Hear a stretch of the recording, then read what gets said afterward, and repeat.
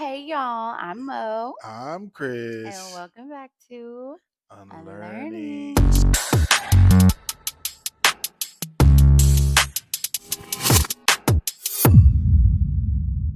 So we were discussing infidelity. We kind of gave y'all a glimpse and we kind of bounced all over the place a little bit because there's so much that goes into uh just This topic. this topic, Yeah, but unlearning. So yeah. we want to give you guys context as we go through. I feel like people want to know, like, what is going through your mind when Oh you decide my to. Now, gosh. caveat, okay? We are 9 years, 9+ years past the infidelity portion of our marriage. So, although we can like kind of laugh and kind of look back at it, I know that it's a very serious topic and Yeah. somebody might be going through it right now. Yeah. And we don't want to make light of it because it's not funny, but it is. Sometimes you laugh to keep from crying, right? But True. what's going through your mind? You've got a 8-month pregnant wife, Mm, and you decide I'm gonna hit up this little tenderoni, this little 19-year-old. that's insane. What were you thinking? Uh I don't think I've ever asked you that before. Yeah, So truth be told, there was not a lot of thinking. There was just a whole bunch of doing. Um, there was just like no thought. It was I was I was in a very just selfish season. Even like when we got back together or we got together and we got married, I was like unhealed. I was mm. dealing with so much. Um, we should have took a little more time. we got Uh, married within 4 months of dating. was it? Let's see. Yeah, Nah, April to we got October. April to that's October. it's like 6 months. Okay, 6 months. Anyways, however long it was fast. We got woke up and was like, "You want to get married?" We got married, so that was kind of like what it was. Went to the courthouse. So yeah, but there was. I had just got out of a relationship, literally like relationship to relationship. Same. I was in a Uh, long-term relationship. He was in a long-term relationship. They both happened to end within weeks of each other. Yeah. And so there was no healing. So I'm going from, mind you, like my history is in drug use and partying. And I mean, she has history of partying, but like your boy was knee deep. I was dating this female in the industry. And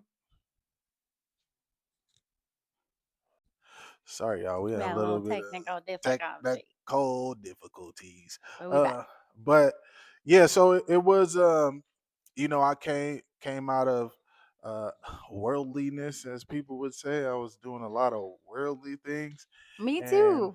yeah, I was newly back into church. yeah. I joined the Navy at But 17, one and thing, my wife is, when she's full commitment. Like it takes me a second to I ain't gonna lie, it takes me a second.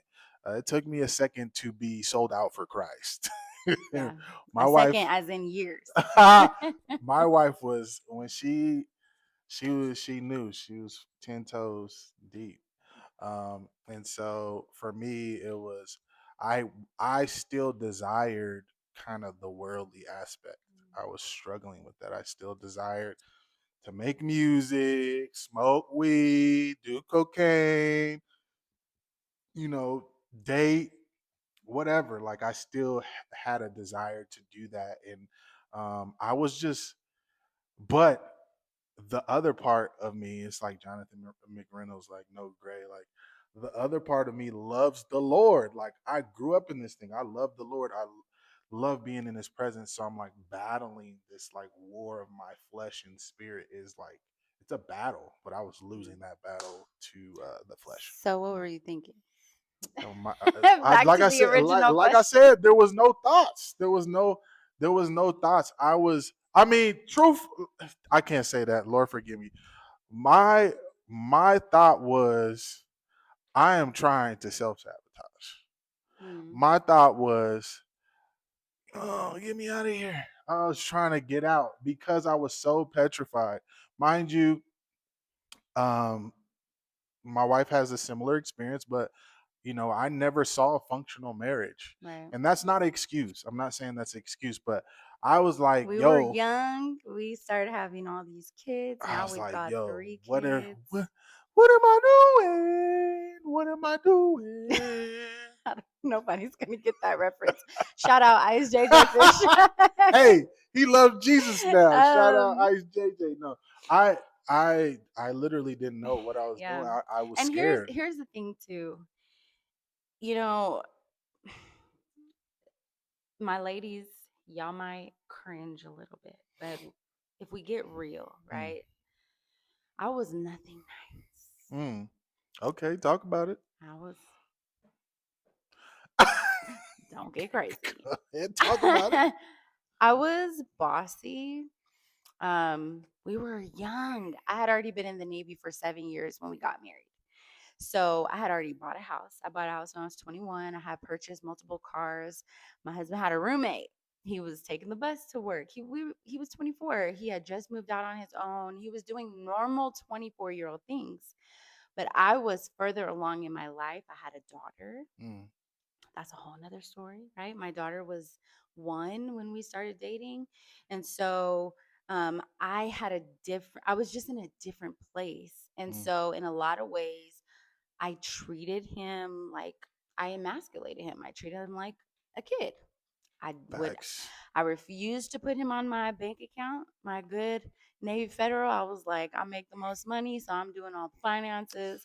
I Yeah, Even though he had a job all the time, I would give him an allowance it of, was crazy work. you know, I was so unwise and I loved him down. And my husband has always been so sweet to me, and that's what made me fall in love with him. He's always been so sweet to me and like treated me so well.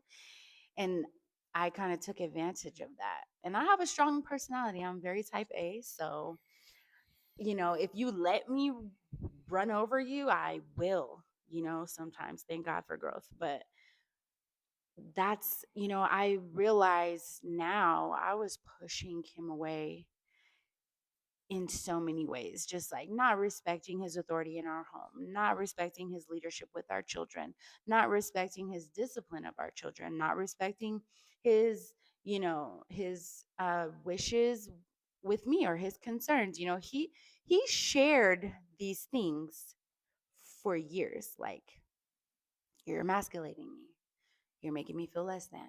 You don't listen to my feelings. You don't care about my opinion. You don't see things from my perspective. You don't apologize. Like, and I would be like, whatever. I'm doing That whatever. kind of goes back to like self sabotaging though, because Yeah. that's like in feeling all of those things. We didn't know how to be married. Nah, we Okay. did not. We did, and feeling I all of I those grew up things, it seeing a was bunch crazy. of women that are steamrollers. Okay. Yeah, They bulldoze the men in their lives. a product of your environment. Yeah. I was Um, manipulative. I just wanted my way. I was spoiled. yeah, thank God for growth. Yeah. Let's come a long way, honey. And here's the thing, I didn't make him cheat. No, absolutely He not. made that decision, I and it chose was to the do wrong that. decision. Yeah. And regardless of what I did, I don't take responsibility for his bad decision, but I do take responsibility that I was equally in sin. Mm, I was equally out of the will of God. I was equally transgressed mm. because my household was out of order. And the Bible says that a man would rather sleep on the corner of his roof than live in a house with Or in your car. and then live in a house with a quarrelsome woman. And I was quarrelsome. So we're gonna continue this conversation. This is good. Yeah, that's great. Make sure that you guys follow us on YouTube, Like, Instagram, TikTok. subscribe, follow, all the things. We're at the Unlearning Pod, and we're gonna keep having these uncomfortable conversations and talk our way Stay through this. tuned. Bye.